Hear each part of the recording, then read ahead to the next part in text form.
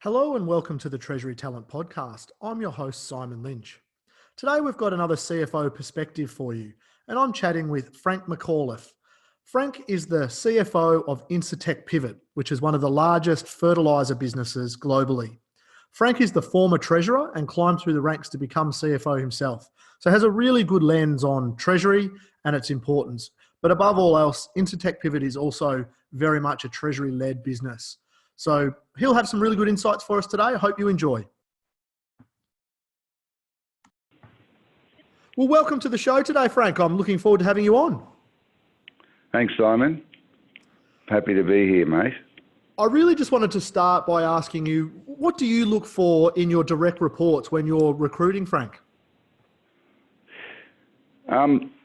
I guess, look, nowadays it's more complex than it used to be. I think at one time, most of the focus when you were hiring people would be about whether they have the actual functional or technical skill base for the job that you're hiring. I think more and more nowadays, that's always sort of going to be an issue, but for many of the jobs that we appoint people, you take it as a given that you're going to find someone with the right functional expertise and experience. What's really important is whether you think those people are going to fit with the rest of your team and they're going to fit the culture of the company. So, in our case, we put a lot of store in working across the matrix in a large organisation like ours is important. Does a person have the skills to work across the matrix, to persuade people, to influence them, to fit in as part of a team, to get things done by co-opting other people. So those soft skills that fit into a team environment is extremely important. And then, are you saying that then that softer skills takes precedent over the subject matter expertise? Or I guess the subject matter expertise is a given and then the soft skills are what you test for? Yeah, the way I'd say it is I think both are important. I wouldn't say that it takes precedence over it, nor would I say, it's secondary to it. I think you need both. Whereas, I think sort of directionally, if you go back 15 years, you might have said the technical functional skills are important and the nice to haves are the softer skills. Today, I think they're both necessary and we look for both. What about in Treasury, being a lot more of a niche specialist area? Does that change for roles you recruit in Treasury? Yeah, Simon, I reckon that's a really good question because Treasury is one of the areas where finding the people with the right experience and skill set is harder than many other areas. For example, if I was to say I'd be looking for a financial analyst to work in an accounting team, I think there are lots of people around with those skills and experiences, and it's going to be about finding the person with the right fit. In Treasury, I think finding the people with the right skills and experience is actually harder, and I think the reason for that is that there's a relatively small proportion of businesses in Australia where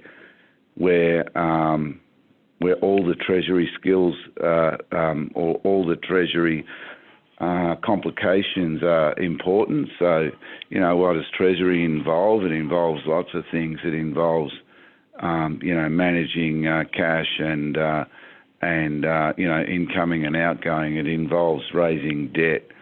It involves building relationships with banks. It involves hedging foreign currency. In our case, it involves hedging debt. It involves hedging interest rates. And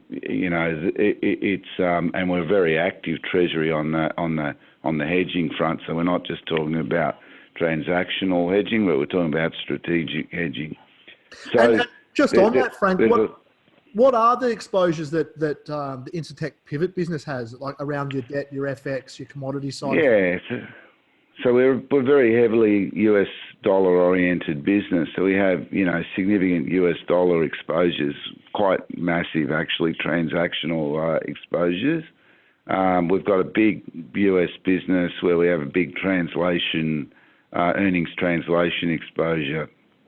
Every dollar of fertilisers we sell in Australia is effectively a US dollar exposure because it's a US dollar commodity. We have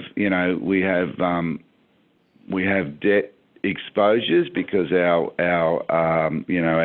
credit profile, our rating, and our gearing is measured by net debt to EBITDA, so that gets impacted by currency movements on EBITDA and debt.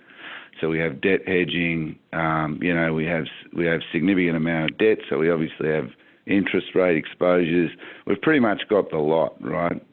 So from that point of view, that's why I say for us, being such an active treasury and one that has quite a bit of delegated authority within a comprehensive policy, but a lot of delegated authority. So, we need to know how to formulate strategies and how to execute. We need people that have the relevant experience to get together the analysis, to think about things that might happen in the market and opportunities that might be there before time, to give me time to think about things. So we need really proactive, sort of minded people that can work with the businesses to extract the relevant data and to talk about exposures and are they really what they appear? People who can, write up proposals and actually work across all those issues. So I think in Australia there are relatively few entities that face as many exposures as we do across such a broad front. So that's why it's a little bit harder in a treasury like ours to find people that have a breadth of exposure which would equip them well from day one to contribute to our organisation. Sometimes, of course, we take people in with a more narrow experience set and develop them internally, but you don't always get that opportunity. And it sounds like Treasury then really has a seat at the table in your business and is viewed, up there at the forefront within the organisation. Is that right? Yeah, look, because of the exposures we just talked about, it has a massive impact on on our financial results and our balance sheet, the exposures we manage and the way that Treasury can manage them. Obviously, the fact that I'm CFO and had previously had a long history in Treasury, I don't need to be convinced of the importance of Treasury. And so I do a lot of positioning of the Treasury function at the audit committee and the board to make sure that people understand what we're doing and how important it is. And obviously, they spend a lot of time talking to me about their strategies and tactics. And so, of course, Treasury in this kind of business is essential. And they do have a seat at the table. We've had a very good track record of adding value to our business. So Treasury does have a seat at the table and has respect around the business for what it's been able to contribute. As a former treasurer, are you still actively involved in the Treasury side of things, or you leave that for your Treasury team? Of course, I have a view, Simon, that is, first of all, you don't have people, occupying positions which you then do their job for them. So I like to hire people that are capable of doing the job, and then by and large, agree a strategy with them and get out of their way and support them rather than do the job for them. So, it's not my style to ride over, people that know what they're doing. It's my style to get people who know what they're doing. And having said that, of course, it's impossible for me to be sort of passive because of my, previous experience in Treasury. I tend to enjoy it. I tend to like the discussion and the issues that are thrown up. But I'm very careful not to be one of those people who, not to be one of those bosses who used to do the job and then basically, stands over someone's shoulder as they're doing it. Understand. What do you then think makes a successful treasurer in the eyes of the CFO? I think, someone that can distill decision making into what really matters. You can get bogged down in a lot of data and analysis in Treasury, and so someone who can figure out, okay, what are we really testing for here? What are we trying to analyse? I mean, if we're looking at doing a hedge, it's fine to sort of look at the simple parameters, but if you're looking at something a bit more complex, what's the best case and what's the worst case? And you might say, worst case on this is we're out of the money by X. Maybe it has an extremely low probability, but if the adverse financial impact of an instrument is severe enough, someone that has a judgment that consequences aren't equal on the downside as they are on the upside. Someone who has the ability to work with businesses to cut through the accounting data and really understand exposures.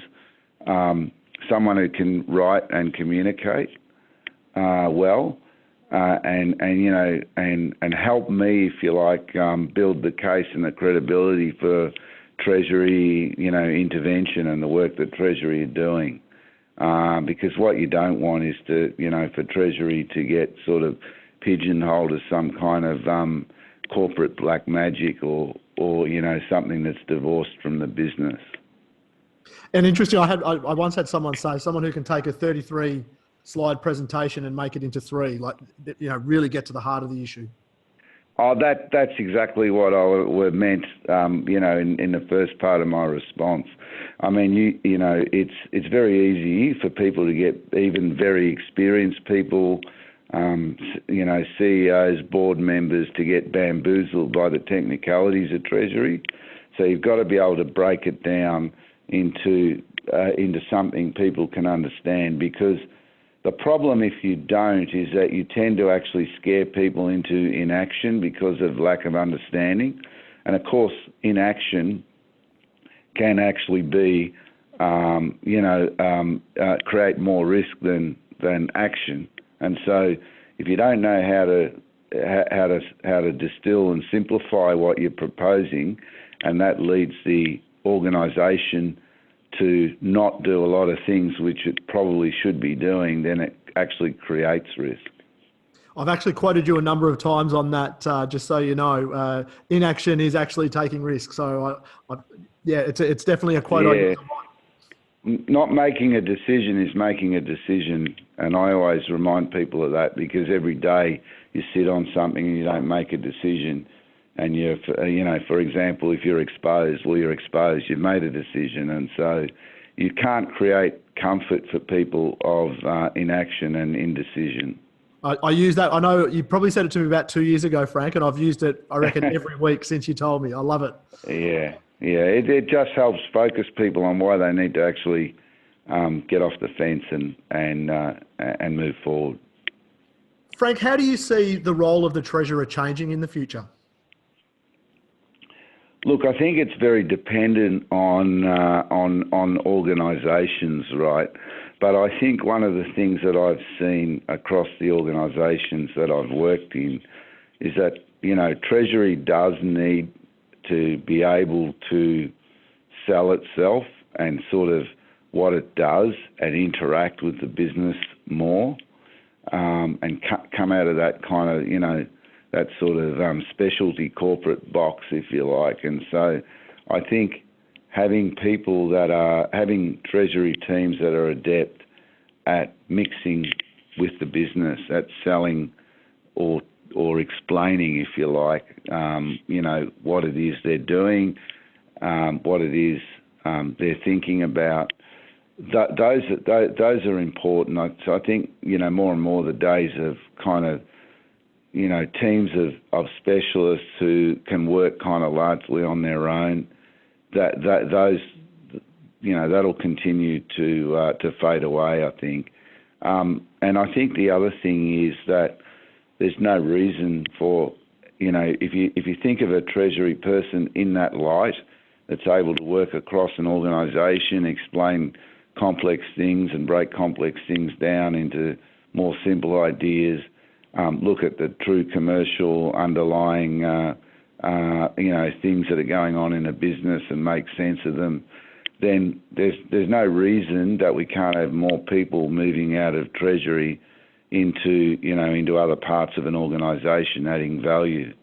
So I'm not just talking about, more treasurers becoming CFOs, which I think, that should be a natural, Treasury should be a part of any listed CFO's experience base. But I'm talking about having people from Treasury move into commercial operations and things like that. And I think more of that can happen. It hasn't probably happened enough in the past, but if you got people with all those skills I've been talking about, Treasury people should be able to open up their optionality on their career.